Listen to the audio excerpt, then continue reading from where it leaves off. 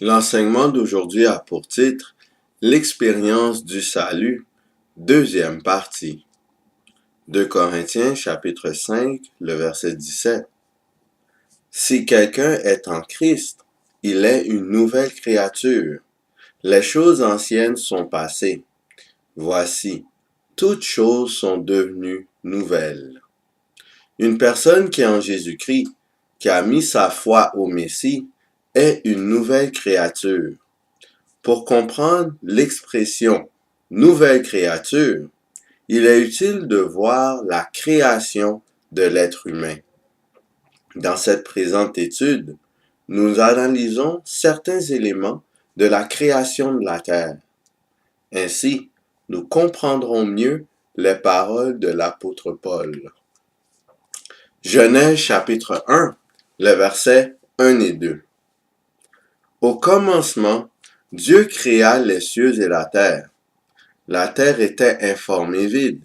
Il y avait des ténèbres à la surface de l'abîme, et l'Esprit de Dieu se mouvait au-dessus des eaux. Le mot abîme vient de l'hébreu théom, qui signifie eau, mer, abîme de la mer, océan primitif, profondeur de fleuve, séjour des morts. Or, au commencement, la terre était uniquement composée d'eau. L'Esprit de Dieu se mouvait par-dessus la masse profonde d'eau. Le mot se mouvait vient du terme rachaf, qui signifie planer, voltiger. Ainsi, le Saint-Esprit planait, voltigeait au-dessus des eaux. Clairement, c'est donc par le mouvement et l'action du Saint-Esprit que toutes les choses furent créées. Jean chapitre 1, les versets 1 à 4. Au commencement était la parole, et la parole était avec Dieu, et la parole était Dieu. Elle était au commencement avec Dieu. Toutes choses ont été faites par elle, et rien de ce qui a été fait n'a été fait sans elle. En elle était la vie, et la vie était la lumière des hommes. Au commencement, Jésus-Christ, la parole de Dieu, était auprès du Père. Jésus-Christ est à l'origine de toutes les choses qui furent créées sur terre. Rien ne fut créé sans la présence de Jésus-Christ. Le Père, le Fils et le Saint-Esprit avaient tous pris une part active dans la création. Ainsi, tandis que le Saint-Esprit se mouvait à la surface de la terre, le Fils était auprès du Père. Plusieurs éléments de la création originelle sont repris dans la recréation de l'être humain. Jean chapitre 3, le verset 3 à 5. Jésus lui répondit, « en vérité, je te le dis, si un homme ne naît de nouveau, il ne peut voir le royaume de Dieu. » Nicodème lui dit, « comment un homme peut-il naître quand il est vieux? Peut-il rentrer dans le sein de sa mère et naître? » Jésus répondit, « en vérité, je te le dis, si un homme ne naît d'eau et d'esprit, il ne peut entrer dans le royaume de Dieu. » Jésus déclare que pour voir le royaume de Dieu, un être humain doit naître de nouveau. Cette nouvelle naissance consiste à naître d'eau et d'esprit, qui était présent au commencement de la création. Bien entendu, Jésus parlait dans un sens spirituel et non littéral. Comment une personne peut-elle naître d'eau de façon concrète? Romains chapitre 6, le verset 3. Ignorez-vous que nous tous qui avons été baptisés en Jésus-Christ, c'est en sa mort que nous avons été baptisés? Nous avons donc été ensevelis avec lui par le baptême en sa mort, afin que, comme Christ est ressuscité des morts par la gloire du Père, de même nous aussi, nous marchions en nouveauté de vie.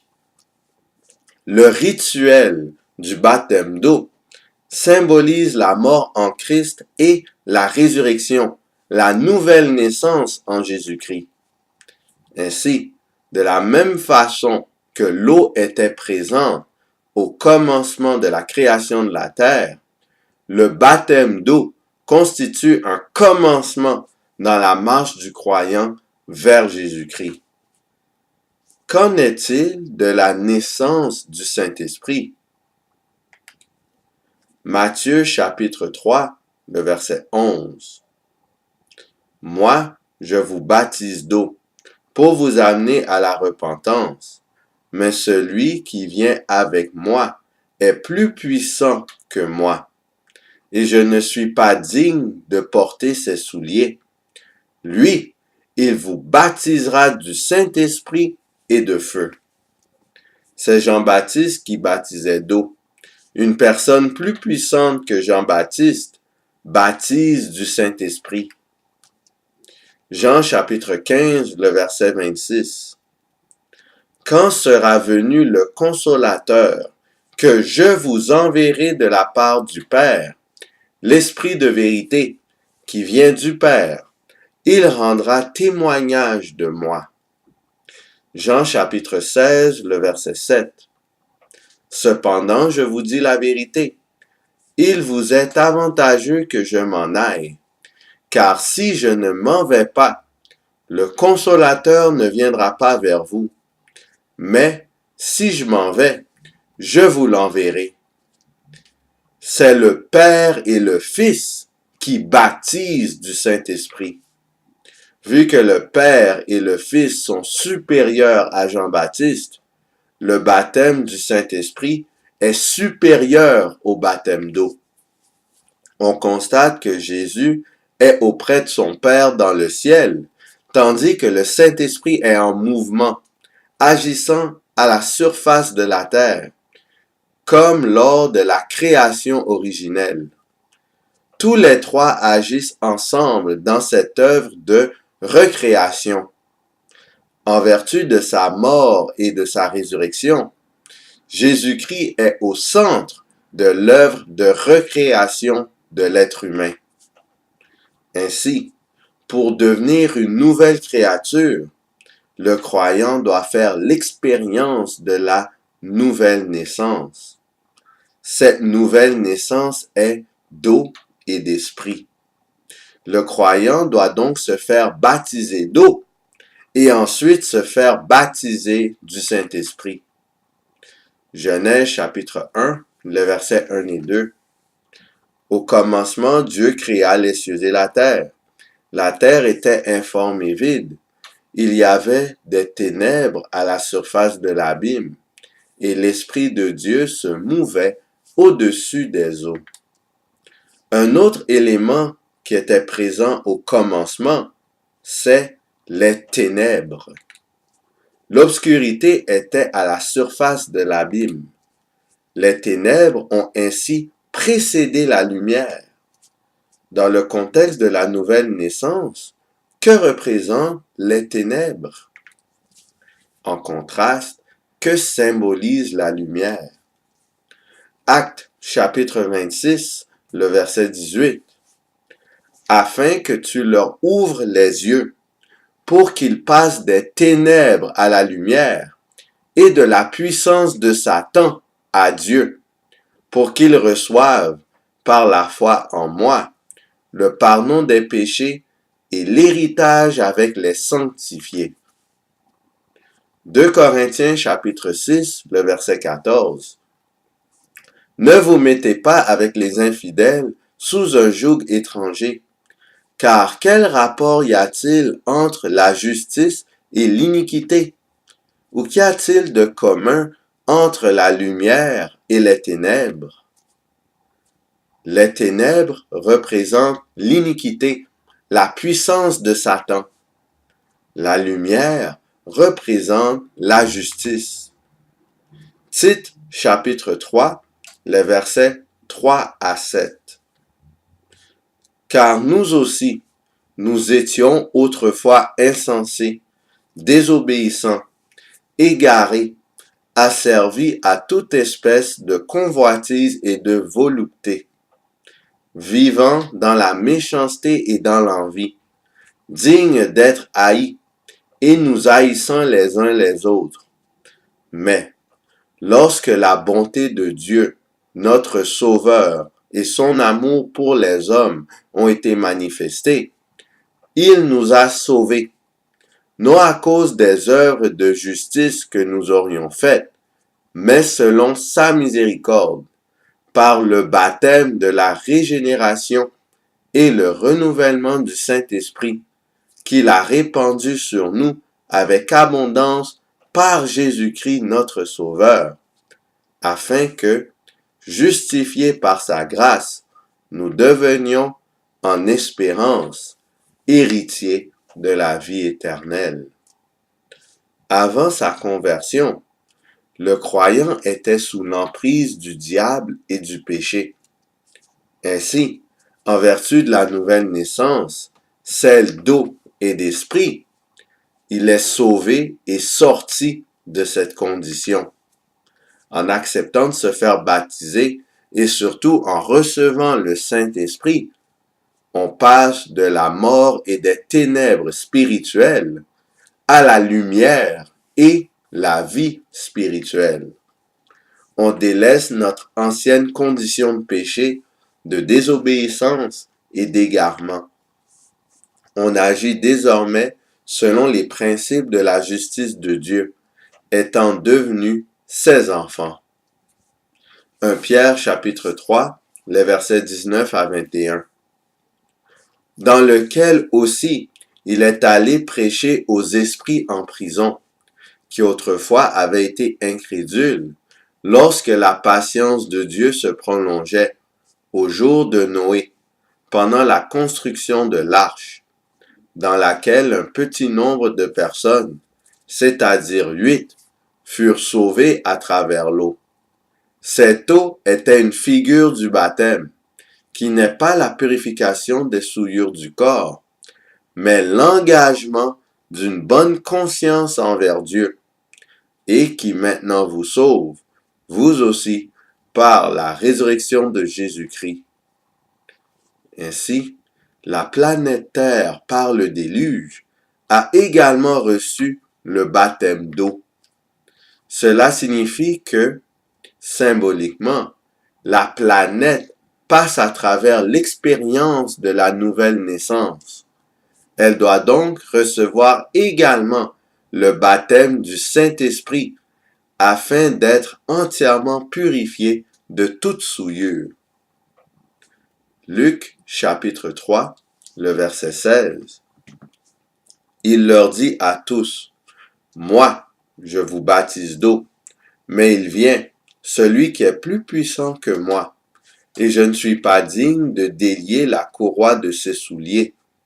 Lui, il vous baptisera du Saint-Esprit et de feu. » Dans la Bible, la présence du Saint-Esprit est souvent associée avec du feu. Actes chapitre 2, le verset 1 à 4. Le jour de la Pentecôte, ils étaient tous ensemble dans le même lieu. Tout à coup, il vint du ciel un bruit, comme celui d'un vent impétueux, et il remplit toute la maison où ils étaient assis. Des langues, semblables à des langues de feu, leur apparurent, séparées les unes des autres, et se posèrent sur chacun d'eux. Et ils furent tous remplis du Saint-Esprit, et se mirent à parler en d'autres langues, selon que l'Esprit leur donnait de s'exprimer. À la Pentecôte, le Saint-Esprit s'était manifesté par des langues de feu qui étaient descendues du ciel. Le feu descendant du ciel est donc un symbole du Saint-Esprit. 2 Pierre chapitre 3, le verset 7. Tandis que, par la même parole, les cieux et la terre d'à présent sont gardés et réservés pour le feu, pour le jour du jugement et de la ruine des hommes impies. Apocalypse chapitre 20, le verset 9. Et ils montèrent sur la surface de la terre, et ils investirent le camp des saints et la ville bien-aimée. Mais un feu descendit du ciel et les dévora. Un feu descendant du ciel brûlera et détruira la terre. En ce sens, la terre recevra le baptême du Saint-Esprit et sera ainsi purifiée. 2 Pierre chapitre 3, le verset 13. Mais nous attendons, selon sa promesse, de nouveaux cieux et une nouvelle terre, où la justice habitera. Apocalypse chapitre 21, le verset 1. Puis je vis un nouveau ciel et une nouvelle terre, car le premier ciel et la première terre avaient disparu, et la mer n'était plus. Suite à son baptême d'eau et à son baptême du Saint-Esprit, l'ancienne terre fera place à la nouvelle terre. La justice sera éternellement présente dans cette nouvelle terre. Apocalypse chapitre 21, les versets 5 à 8. Et celui qui était assis sur le trône dit, « Voici, je fais toutes choses nouvelles. » Et il dit, « Écris, car ces paroles sont certaines et véritables. » Et il me dit, « C'est fait. Je suis l'alpha et l'oméga, le commencement et la fin. À celui qui a soif, je donnerai de la source de l'eau de la vie gratuitement. Celui qui vaincra héritera ces choses. Je serai son Dieu et il sera mon fils. » Pour être un héritier de la nouvelle terre, l'être humain doit remporter la victoire. Pour vaincre, l'être humain doit devenir une nouvelle créature en naissant de nouveau, d'eau et d'esprit. Sur ce, qui allons-nous choisir? Est-ce qu'on choisit le camp de l'agneau? Choisissons en Jésus-Christ de devenir une nouvelle créature? Ou est-ce qu'on choisit le camp du serpent?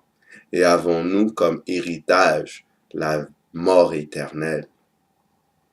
Que le Seigneur nous pousse à choisir Jésus-Christ et à le suivre partout où il va, afin de bénéficier dans nos vies de l'expérience du salut.